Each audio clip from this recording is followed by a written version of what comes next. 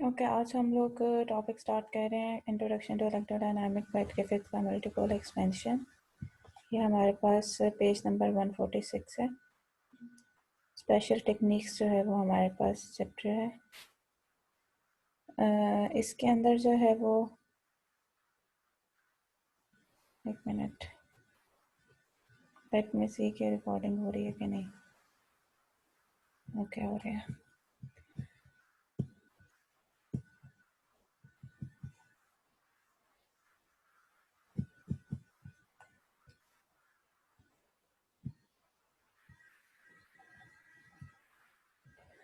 Okay, हमारे पास multiple expansion जो है वो टॉपिक है, और इसमें हमारे पास है approximate potential at large distance. इस टॉपिक के अंदर हम क्या पढ़ेंगे कि अगर आपके पास बहुत दूर है, अगर आप किसी चार्ज डिस्ट्रीब्यूशन से, तो आपको बहुत दूर अगर आप किसी चार्ज डिस्ट्रीब्यूशन से होते हैं तो वो आपको एक पॉइंट चार्ज की तरह लग रही होती है वो चार्ज डिस्ट्रीब्यूशन।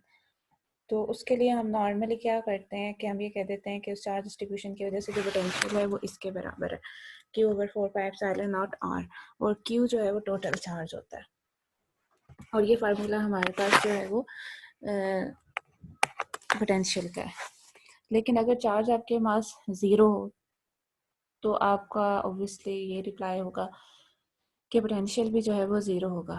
और आप राइट हैं इस सेंस में कि आपके पास वैसे भी अगर आपके पास इवन चार्ज ना भी ज़ीरो हो, तो अगर बहुत ज़्यादा लार्ज डिस्टेंस पे आप हों चार्ज से, तो पोटेंशियल तकरीबन बहुत ही स्मॉल होता है। तो और अगर आपके पास बहुत लार्ज आर हो तो पोटेंशियल स्मॉल होता है। लेकिन अभी हम लोग कुछ और इन्फॉर्मेटिव चीज़ के बारे में स्टडी करने लगे। वो ये है आपके पास कि एग्जाम्पल 3.10 में इन्होंने एक इलेक्ट्रिक डायपोल के लिए पोटेंशियल कैलकुलेट किया, जिसमें दो इक्वल एंड ऑपोजिट चार्जेस हैं जिनके दरम्यान में डिस्टेंस दी है, और हमने अप्रॉक्सीमेट पोटेंशियल फाइंड करना है बहुत दूर किसी पॉइंट के ऊपर फ्रॉम दैट डायपोल। तो उसके लिए हम लोगों ने क्या किया कि फिगर हमारे पास ये है, एक प्लस क्यू चार्ज है, एक माइनस क्यू चार्ज है, और आपके पास प्लस क्यू चार्ज से डिस्टेंस जो है वो आर, उसको आर प्लस कह दिया। माइनस क्यू चार्ज से जो उसका डिस्टेंस है उसे आर माइनस कह दिया, पॉइंट का जिसके ऊपर आपने पोटेंशियल फाइंड करना है। और इन दोनों चार्जेस के सेंटर से उनका एक मिड पॉइंट लिया, उसका डिस्टेंस फ्रॉम दैट पॉइंट हमने कह दिया कि वो सिंपल आर है। तो नॉर्मली तो किसी भी पॉइंट के ऊपर अगर आपने दो चार्जेस की वजह से पोटेंशियल फाइंड करना होता है तो वो ऐड करके आ जाता है, क्यू प्लस की वजह से और क्यू माइनस की वजह से। ठीक है, क्यू प्लस जो है वो प्लस क्यू है और क्यू माइनस जो है वो माइनस क्यू है। तो ये आपके पास पोटेंशियल आ जाएगा। अब असल चीज़ है आर प्लस और आर माइनस फाइंड करना। तो आर प्लस और आर माइनस फाइंड करने के लिए यहाँ पे हम लोग कोसाइन लॉ यूज़ करेंगे। अब ये वाली ट्राइंगल है, इसको यूज़ करके आर प्लस फाइंड करेंगे, और नीचे वाली ट्राइंगल को यूज़ करके आर माइनस फाइंड करेंगे। तो ऊपर वाली जो ट्राइंगल है उसमें अगर आप लगाएं तो सपोज आपको पता है कि ए बी सी अगर आप करें दो तीनों साइडों को, तो A square plus B square minus 2ab cos of theta, मतलब सी स्क्वायर किसके बराबर होता है, A square plus B square minus 2ab cos of theta. Theta किसके बीच में होता है, ए और बी के बीच में होता है। तो अगर ये साइड आप एक ए ले लें और ये वाली साइड आप बी ले लें और ये आर प्लस वाली साइड को सी कह दें, तो आर प्लस स्क्वायर बराबर हो जाएगा। अब ये वाली साइड कितनी होगी, d/2, क्योंकि ये टोटल डिस्टेंस d है तो ये वाला हाफ जो होता है d/2। तो आर प्लस स्क्वायर बराबर हो जाएगा d/2 square plus r square minus 2dr cos of theta. और आर माइनस स्क्वायर किसके बराबर हो जाएगा, अगर इन दोनों के दरम्यान में एंगल थीटा है तो ये वाला एंगल कितना होगा, पाई माइनस थीटा।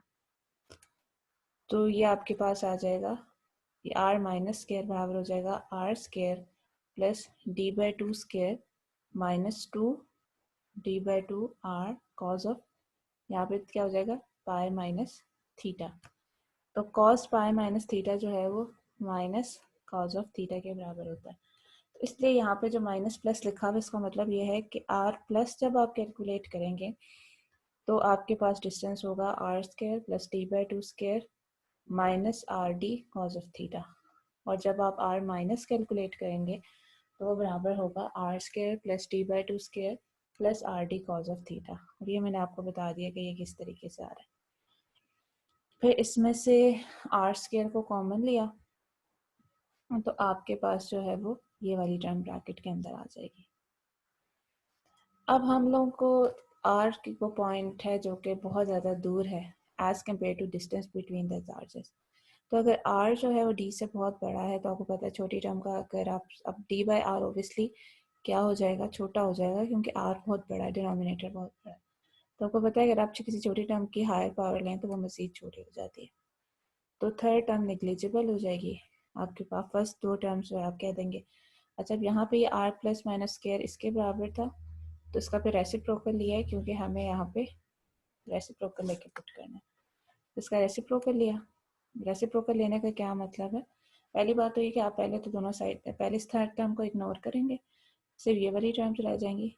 फिर दोनों साइड पे स्क्वायर रूट ले लेंगे ताकि आपके पास आर प्लस माइनस सिंपल आ जाए, यहाँ पे स्क्वायर है, दोनों साइड पे स्क्वायर रूट ले लेंगे एंड देन फिर आप उसका रेसिप्रोकल ले लेंगे। तो वो जो स्क्वायर रूट लिया होगा जब आप रेसिप्रोकल लेंगे तो इस साइड पे माइनस 1/2 आ जाएगी उसके बाद। फिर बायनॉमियल एक्सपेंशन आप ओपन कर लेंगे। आपको पता है one plus x power n जो है वो किसके बराबर होता है, one plus n x plus one. Higher order terms को इग्नोर कर दिया क्योंकि हमें हायर पावर्स हो रहे हैं, अगेन वन नेग्लिजिबल हो जाएगा। तो आपके पास ये टर्म आ जाएगी। तो अब आप इसको जो है जो प्लस वाली है, अब देखिए यहाँ पे आपके पास ये देखिए साइंस का भी आपने ध्यान रखना है। ये माइनस प्लस आपका पास जो यहाँ से था ये चल रहा था, यहाँ तक था। फिर जब आप एक्सपेंशन ओपन करेंगे तो ये जो माइनस साइन है पावर का ये साइंस को रिवर्स कर देगा, प्लस माइनस कर दिया इसने। ठीक है,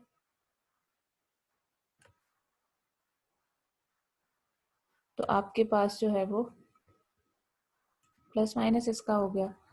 और फिर इसके बाद आप इसे एक दफ़ा 1/r प्लस के लिए लिखेंगे तो ये प्लस के साथ आएगा, 1/r माइनस के साथ लिखेंगे तो ये माइनस के साथ आएगा, इसका ये मतलब। ठीक है, फिर एक दफ़ा 1/r प्लस के लिए, एक दफ़ा 1/r माइनस के लिए निकाल के यहाँ से एंड देन फिर दोनों को सब्ट्रैक्ट कर लें।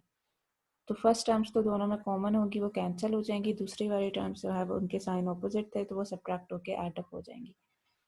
तो बस अब ये जो एक्सप्रेशन आया इसको आपने यहाँ पे पुट कर दिया, क्यू को कॉमन लेके, बाकी तो आपके पास ये चीज़ आ गई। तो ये आपके पास एक डायपोल की वजह से एट अ लार्ज डिस्टेंस जो पोटेंशियल है वो इसके बराबर आ गया। तो मोनोपोल मतलब एक अगर चार्ज हो तो उसकी वजह से पोटेंशियल 1/r से वेरी करता है। डायपोल हो तो आपके पास पोटेंशियल 1/r स्क्वायर से वेरी करता है। अगर क्वाड्रापोल हो जाता, चार चार्जेस इस तरीके से हो जाते तो 1/r क्यूब से। ऑक्टापोल 8 चार्जेस हो जाते तो 1/r पावर 4।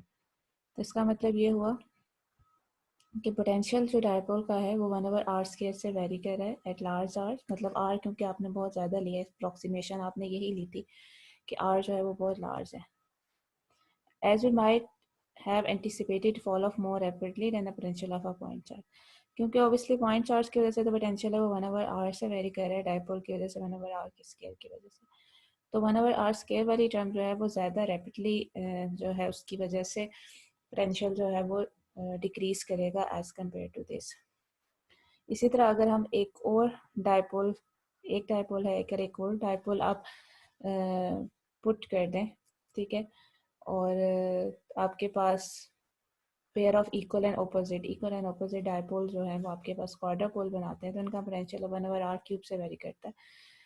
तो और अगर आपके पास इस तरह के ये देखें दो डायपोल मिलते हैं तो एक क्वाड्रापोल मिलता है, और दो क्वाड्रापोल बैक टू बैक मिल रहे हैं तो आपके पास ऑक्टापोल बन रहा है। तो वो 1/r4 से वेरी कर रहा है।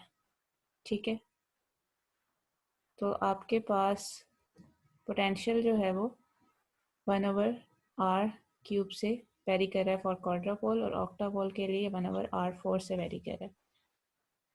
तो फिगर 3.427 ये वाली है, इसमें पूरा इन्होंने एक उनकी ट्रेडिशन को समराइज़ किया हुआ है। Monopole, dipole, quadrupole and octopole. तो उनकी कि किस तरीके से ये एक से डबल फिर डबल एंड डबल हुए तो पोटेंशियल किस हिसाब से वेरी करता है। क्या ये जो एग्जांपल आपके पास 3.10 अभी मैंने बताई है आपको, जिसके अंदर हम लोगों ने पोटेंशियल कैलकुलेट किया ड्यू टू अ डायपोल, इसलिए आपके पास बहुत स्पेशल किस्म की चार्ज कॉन्फ़िगरेशन थी जिसके अंदर चार्जेस को जो है वो अलाइन एक एक्सिस के अलॉन्ग इस तरीके से रखा गया था। ठीक है,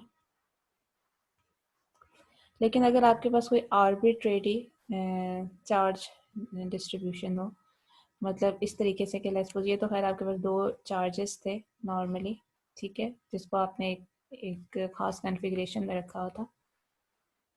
तो अगर आपके पास जो है आर्बिट्रेरी लोकलाइज चार्ज डिस्ट्रीब्यूशन हो, तो आपको वैसे नॉर्मली पता है कि चार्ज डिस्ट्रीब्यूशन की वजह से आप पोटेंशियल इस फार्मूले से फाइंड करते हैं किसी भी डिस्टेंस आर के ऊपर। अब इसको हम यूज़ करते हैं, इसको ऐसे यूज़ करते हैं कि अब अगेन आपने अगर किसी पॉइंट इटैलिक आर के ऊपर आपने पोटेंशियल फाइंड करना है, तो आप अगेन कोसाइन लॉ यूज़ करें। एक आर होता है, एक आर प्राइम होता है। आर प्राइम को पता है कि ये आपके पास चार्ज डिस्ट्रीब्यूशन का डिस्टेंस होता है फ्रॉम द सेंटर।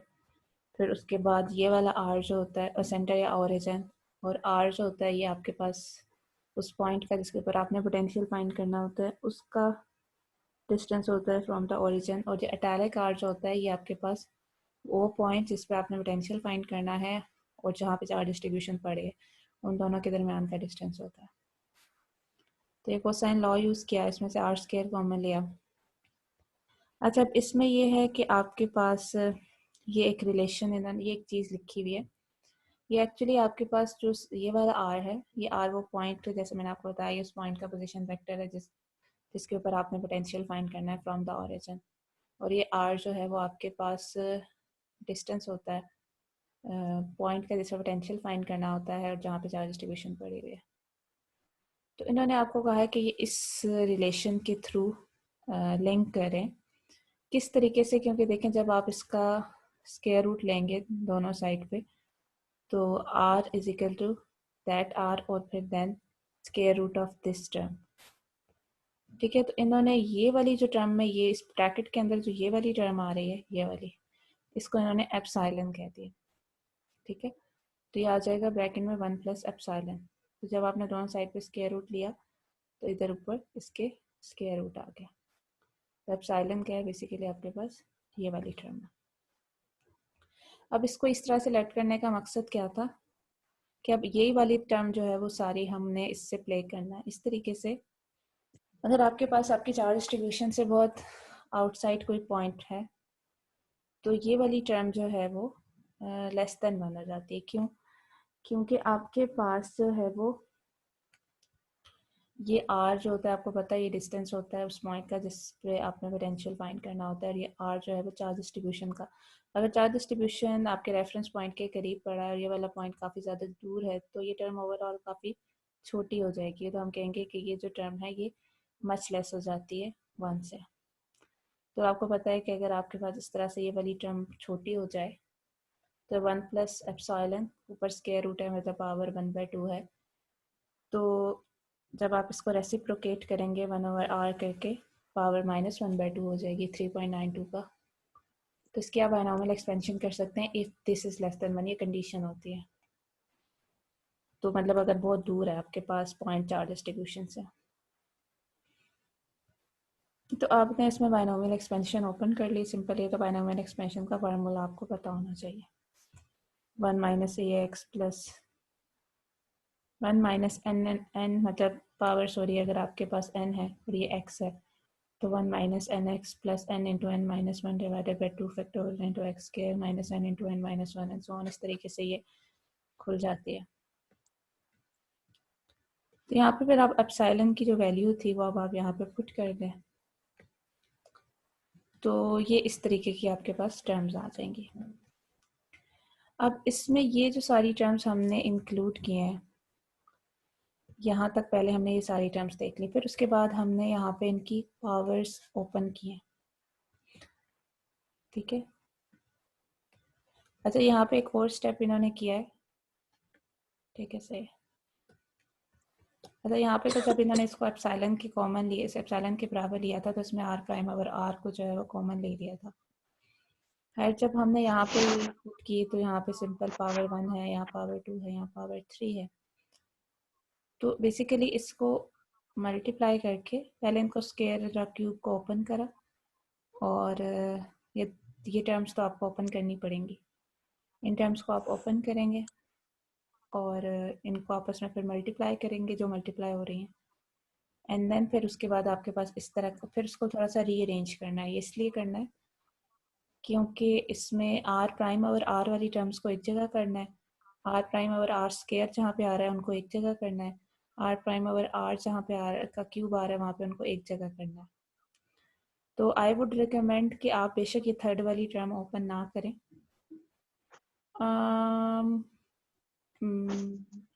नहीं, बल्कि आई थिंक आपको थर्ड वाली टर्म ओपन करनी पड़ेगी, क्योंकि यहाँ पे आपके पास ऑब्वियसली जब ये मल्टीप्लाई, ये दोनों टर्म आपस में मल्टीप्लाई होंगी तो आर प्राइम और आर स्क्वायर वाली टर्म एक आ जाएगी, और जब इस टर्म के सारे मल्टीप्लाई होगा तो आर प्राइम और आर वाली आ जाएगी।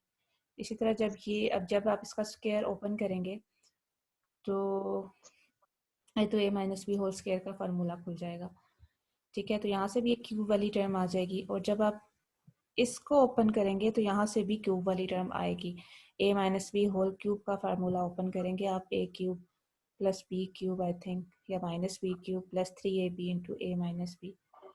तो यहाँ से भी एक क्यूब वाली टर्म आएगी, तो इसलिए आप इसको भी ओपन करेंगे। ठीक है, क्योंकि क्यूब वाली टर्म्स हमें चाहिए। फिर आगे हायर ऑर्डर वाली टर्म्स को बेशक आप फिलहाल ना लिखें, इग्नोर नहीं कर रहे, हम लिख नहीं रहे सिर्फ। तो इसमें फिर हम लास्ट स्टेप में इन्होंने ये किया है कि आर प्राइम ओवर आर वाली जो पावर्स हैं उसे सेलेक्ट किया है। ठीक है, तो अब ये सब करने का क्या मकसद है, ये वाली जो चीज़ है ना इसका करने का क्या मकसद है? एक्चुअली ये एक स्पेशल फॉर्म बन रही है। ये जो है आपके पास, ये जो चीज़ें साथ मल्टीप्लाई हो रही हैं, ये वाले जो नंबर्स, ये इसकी बड़ी एक स्पेशल किस्म की फॉर्म बन रही थी। ठीक है, ये और इनकी एक स्पेशल फॉर्म बन रही थी, इसलिए ये ना इकट्ठा किया गया ना, इस तरह की फॉर्म में लिखा गया। ये जो फॉर्म्स हैं ये आपके पास लेजेंडर पॉलिनोमियल्स हैं, और ये लेजेंडर पॉलिनोमियल्स के बारे में मैंने आपको यहाँ पे बताया था।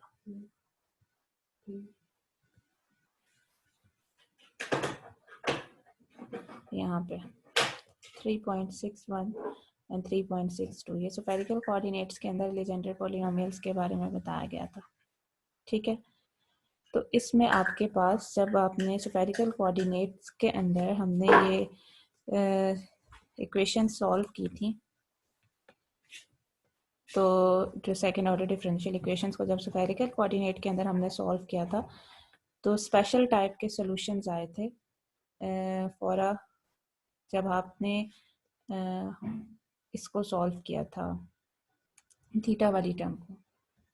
तो एंगुलर इक्वेशन को जब आपने सॉल्व किया था तो जो उनका सोल्यूशन था उसको एक स्पेशल नाम दिया गया था, इसका नाम था लेजेंडर पॉलिनोमियल। इसकी डेरिवेशन हमने नहीं की थी, मैंने आपको कहा था कि आप इसको फिलहाल इसी तरह याद कर लें, क्योंकि डेरिवेशन हमारे कोर्स में नहीं है, ये मैथ का कोर्स है लेजेंडर पॉलिनोमियल्स का, जिसमें आपको पूरा डिटेल इनका सोल्यूशन निकाल के दिखाया जाता है। तो ये आपके पास बस बता दिया गया था कि थीटा का जो सोल्यूशन है वो एक्स की एक स्पेशल फॉर्म है, P L cause of theta, इसको हम लेजेंडर पॉलिनोमियल कहते हैं। और ये जो पी एल है इसके लिए एक फार्मूला है जिसको रोड्रिगेज फार्मूला कहते हैं, और वो ये फार्मूला है, और इसमें एक्स एक्चुअली हमारे पास कॉज ऑफ थीटा है। तो ये वाले जो फिर 5-6 जो है वो लेजेंडर पॉलिनोमियल्स को एक्स एल की डिफरेंट वैल्यूज़ के लिए 0, 1, 2, 3, 4, 5 के लिए ये उन्होंने टेबल भी बनाया। तो अगर आप देखें तो L0 1 है, 1 से यहाँ पे मुराद कॉज ऑफ थीटा है, सॉरी 1 ही है, कॉज ऑफ थीटा नहीं, एल एक्स से मुराद कॉज ऑफ थीटा। एल की वैल्यू 1 है, कॉज ऑफ थीटा, फिर एक्स की जगह आपने कॉज ऑफ थीटा पुट करना है।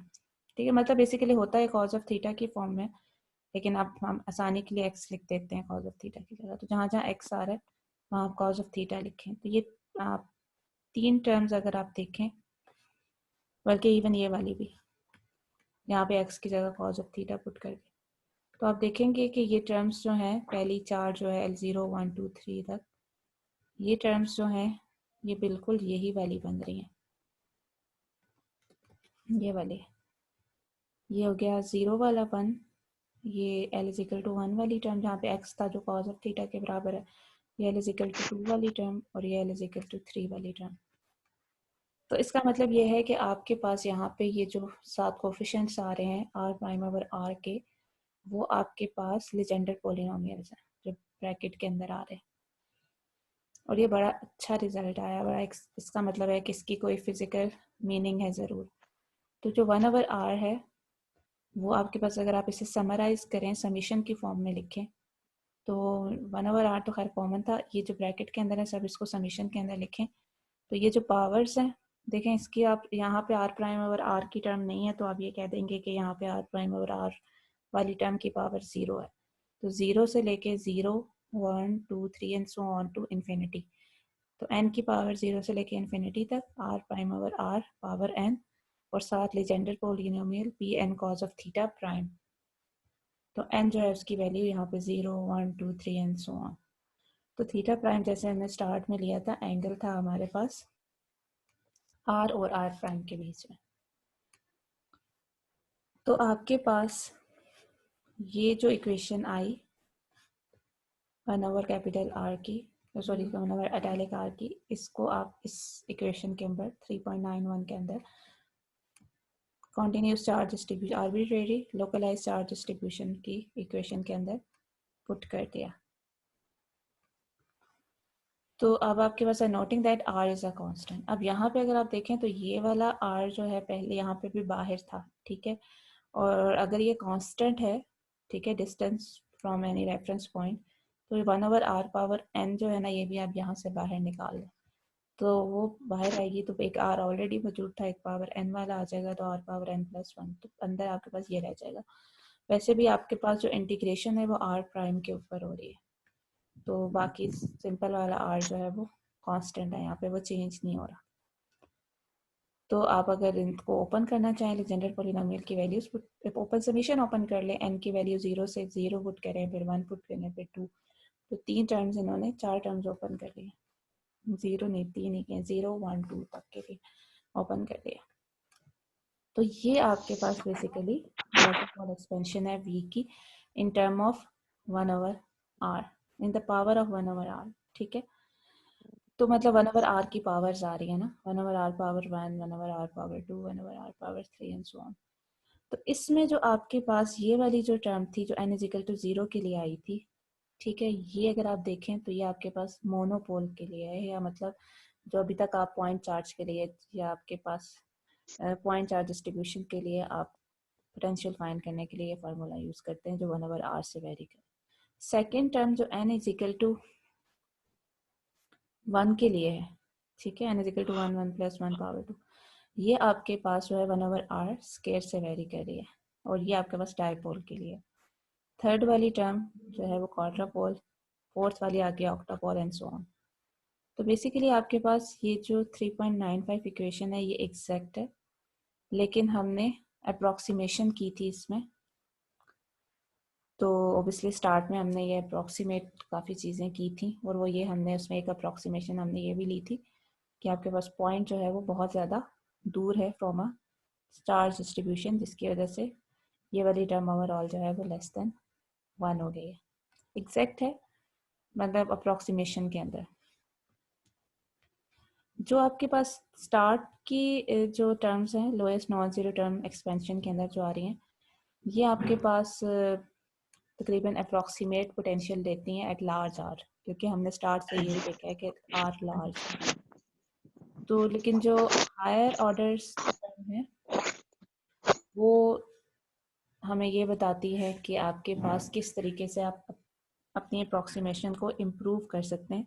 अगर आपको ज़्यादा प्रिसीजन चाहिए, मतलब जैसे जितनी ज़्यादा टर्म्स आप इंक्लूड करते जाएंगे वो आपके पास बताती हैं कि कितनी ज़्यादा इम्प्रूवमेंट की ज़रूरत है आपकी अप्रॉक्सीमेशन में, या कितनी टर्म्स आप अपनी ऐड करें फर्दर तो उतना ज़्यादा प्रिसाइज आपके पास रिजल्ट आएगा। फिर आपने ये प्रॉब्लम करना है जिसके अंदर आपको एक स्फीयर है गिवन जिसका रेडियस r है, और उसका जो सेंटर है वो ओरिजिन पे रखा हुआ है, और उसके ऊपर ये चार्ज डिस्ट्रीब्यूशन है, चार्ज डेंसिटी ये है के कांस्टेंट है r एंड थीटा आपको स्फेरिकल कोऑर्डिनेट है। इसका अप्रॉक्सीमेट पोटेंशियल फाइंड करना है ऑन द z एक्सिस के long far from the sphere. इसको हम डिस्कस कर लेंगे, पहले हम ये वाला ख़त्म कर लेते हैं, मोनोपोल एंड डायपोल टर्म्स। अच्छा, अब हमने देखा जो हमारा मल्टीपोल एक्सपेंशन है वो हमारे पास लार्ज डिस्टेंस के लिए है। तो अब होता ये है कि अगर आप बहुत लार्ज कर दें डिस्टेंस तो ऑब्वियसली 1/r काफ़ी छोटा हो जाएगा और उसकी जो हायर ऑर्डर टर्म्स हैं वो आपके पास मज़ीद छोटी हो जाएंगी। तो हमारे पास पहली वाली टर्म जो है वो ज़्यादा प्रोमिनेंट हो जाएगी as compare to other terms. ठीक है, तो ये वाली जो मोनोपोल के लिए पोटेंशियल है और जिसमें क्यू को आप ऐसे ले लेते हैं टोटल चार्ज डिस्ट्रीब्यूशन, और ऑब्वियसली हम ये एक्सपेक्ट करते हैं ये अप्रॉक्सीमेट पोटेंशियल अगर बहुत दूर हैं आप चार्ज डिस्ट्रीब्यूशन से, तो इसका मतलब ये हुआ कि अगर आपके पास अगर किसी ओरिजिन के ऊपर कोई पॉइंट चार्ज है तो आपके पास जो वी मोनोपोल है ये आपको एग्जैक्ट पोटेंशियल बताएगा एवरीवेयर।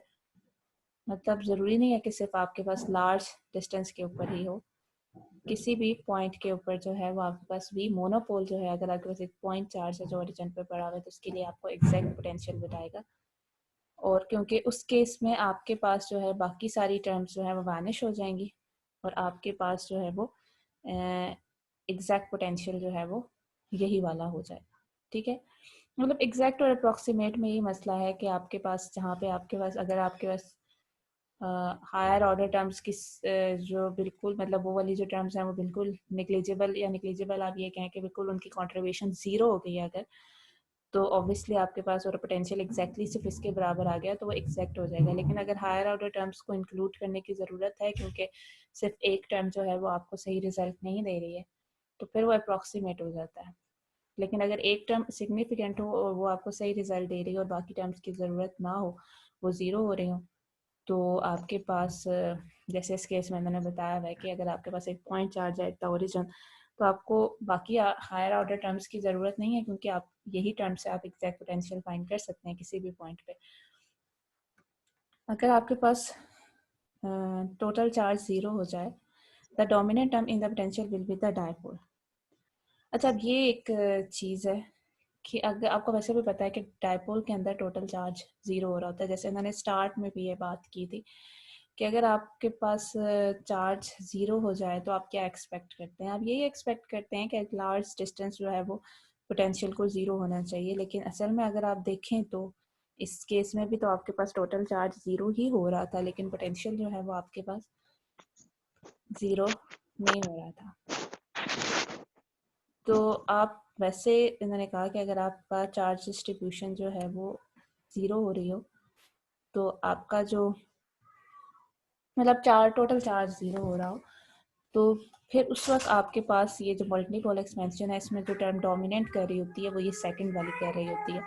टोटल चार्ज ज़ीरो के लिए ये वाली सेकंड टर्म जो है वो ज़्यादा डोमिनेट कर रही होती है और जो डायपोल वाली टर्म है अदरवाइज ये भी ओबियसली वैनिश कर जाएगी। तो डायपोल के लिए ये, और थीटा प्राइम आपको पता है एंगल है आर प्राइम और आर के दरमियान।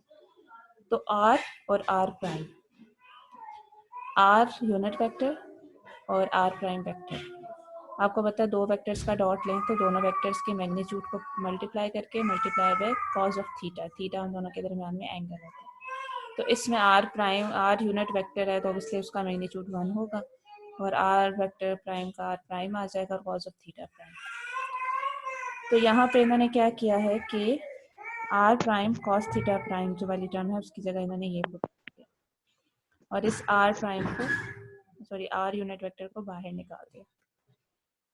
तो आपके पास ये वाली जो टर्म आ गई है ये सिर्फ अब आर प्राइम के ऊपर जो इंटीग्रल के अंदर आ रही है और ये आर के ऊपर डिपेंड नहीं कर रही सिंपल आर, बल्कि सिंपल सिर्फ आर प्राइम के ऊपर डिपेंड कर रही है। इसे डायपोल ऑफ द डिस्ट्रीब्यूशन कहते हैं। ये जो टर्म है ना basically dipole moment of the distribution, जो भी आपके पास आर डिस्ट्रीब्यूशन है उसका डायपोल मोमेंट निकालने का ये तरीका है।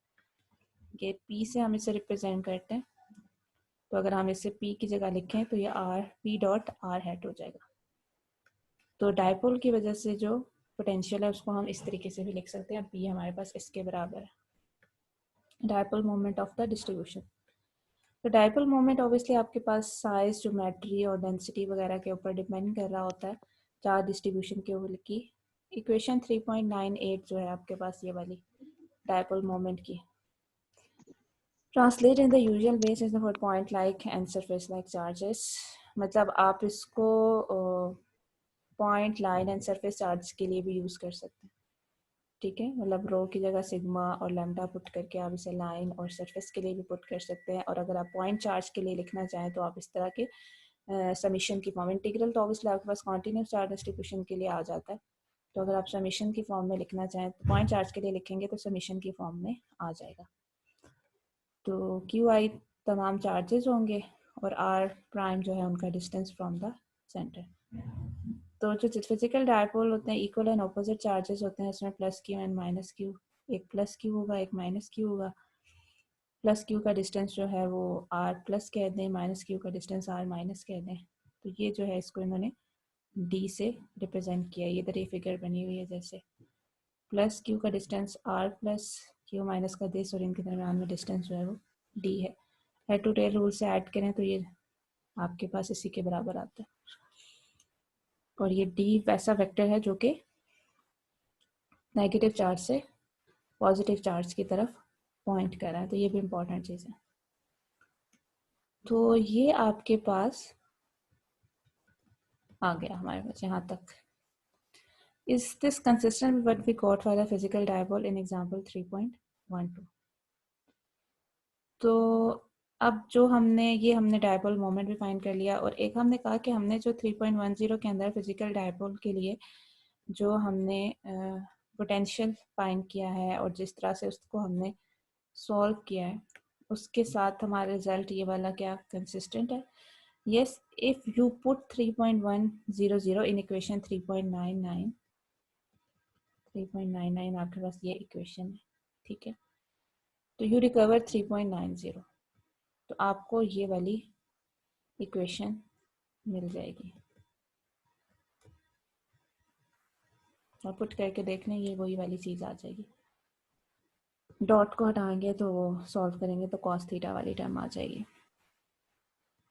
Sorry, notice however that this is only the approximate potential of the physical dipole, ठीक है। ये आपके पास एक approximate potential है physical dipole का।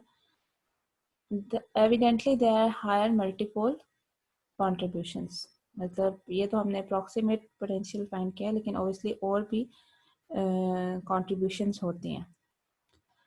Of course, as you go further and further away, V dipole becomes a better and better approximation. मतलब जितना ज़्यादा मतलब दूर आप जाते जाते हैं चार्ज डिस्ट्रीब्यूशन से, तो जो भी आपने वी डायपोल कैलकुलेट किया है ये अच्छा, आपको अच्छी अप्रोक्सीमेशन है, ये आपको सही रिजल्ट देता है। क्योंकि जितना आप दूर जाते जाते हैं आर जितना ज़्यादा बड़ा होता जाता है तो हायर ऑर्डर टर्म्स जो है वो उतनी छोटी होती जाती हैं, ख़त्म होती जाती हैं, क्योंकि आर इंक्रीज कर रहा होता है। तो फिर तो आपके पास जो डायपोल वाली टर्म है वो काफ़ी अच्छी आपको अप्रोक्सीमेशन देती है। By the same token, at a fixed r, the dipole approximation improves, you shrink the separation d. तो आपके पास d जो है वो आपके पास डिस्टेंस होता है, आपको पता है दो चार्जेस के बीच में। तो एक और चीज़ ये भी हो सकती है कि आप r को फिक्स रख लें, r को बहुत ज़्यादा इंक्रीज ना करें, और जो दो चार्जेस के दरम्यान में जो डिस्टेंस है उसको आप कम कर दें। तो जब आप डिस्टेंस को बहुत कम कर देते हैं तो आपके पास हम उसको के लिए हम कहते हैं कि प्योर डायपोल का हम वर्ड यूज़ करते हैं। तो construct a pure dipole whose potential given exactly 0.3.99, मतलब हम आर को फिक्स रखते हुए distance between the two opposite charges d decrease करते हैं। तो अब ये कह रहे हैं कि अगर आप ये चाह रहे हैं कि आप ऐसा प्योर डायपोल कंस्ट्रक्ट करें, मतलब आप डी को कम करते करते एक ऐसा डायपोल आपने कंस्ट्रक्ट करना है जिसका पोटेंशियल वही हो जो 3.9 में है, तो आपको टी को तो कितना छोटा करना है कि वह अप्रॉक्सीमेटली ज़ीरो को अप्रोच करे। लेकिन अगर आप ऐसा करेंगे तो आप डायपोल टर्म को भी लूज़ कर लेंगे और डी को डिक्रीज करने से, क्योंकि ऑब्वियसली डी आ रहा है यहाँ पे। जब आप इसे सॉल्व करेंगे तो इसमें आपके पास डी आएगा, ई की वैल्यू जब आप पुट करेंगे वहाँ पे डी आएगा। तो अब ये अगर आप डी को बहुत स्मॉल कर रहे हैं तो आपके पास पोटेंशियल वाली टर्म भी छोटी होती जाएगी।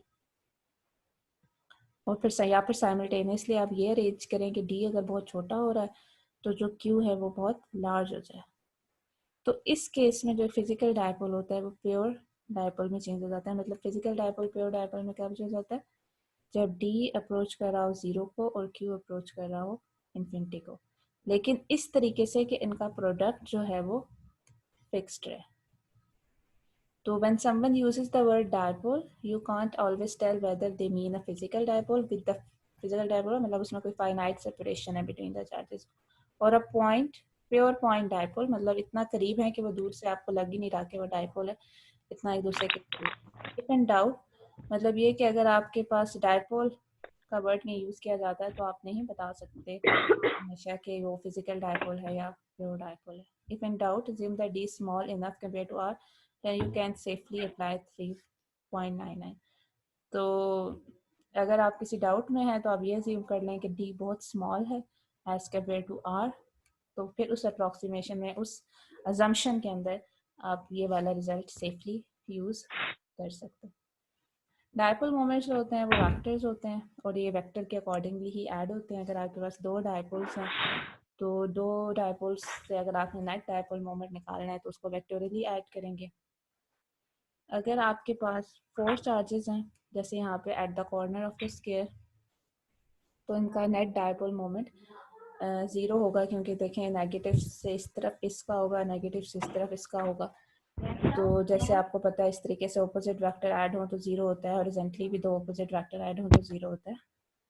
और by adding up the 4 contribution individually, अगर आप दोनों की मतलब इस तरीके से भी अगर आप ऐड करें तो भी, और अगर आप इस तरीके से ऐड करें तो भी आपके पास जो है वो हॉरिजॉन्टली और वर्टिकली दोनों तरह से ये 0 ही दे रहे हैं। यूजिंग इक्वेशन 3.10 भी आप यूज़ करके इनका ओवरऑल डायपोल मोमेंट निकाल सकते हैं। तब भी आपके पास चारों की कंट्रीब्यूशन देखिए, इसको हम क्वाड्रापोल कहते हैं। और जब आपके पास क्वाड्रापोल होगा तो जो मल्टीपोल एक्सपेंशन है उसमें ऑब्वियसली आपके पास इसकी टर्म क्वाड्रापोल पोटेंशियल वाली टर्म जो है वो डोमिनेट करेगी। फिर इसके बाद अब आपको एक फिगर गिवन है, ये इस प्रॉब्लम के साथ है आई थिंक, हाँ, प्रॉब्लम 3.27 के साथ। इसके लिए आपको कहा गया है कि आपने अप्रॉक्सीमेट फार्मूला यूज़ करते हुए पोटेंशियल कैलकुलेट करना है इन 4 चार्जेस की वजह से। ये भी करनी है आपने, 3.28 भी करना है, 3.29 भी करना है, ठीक है। और अब लास्ट टॉपिक है,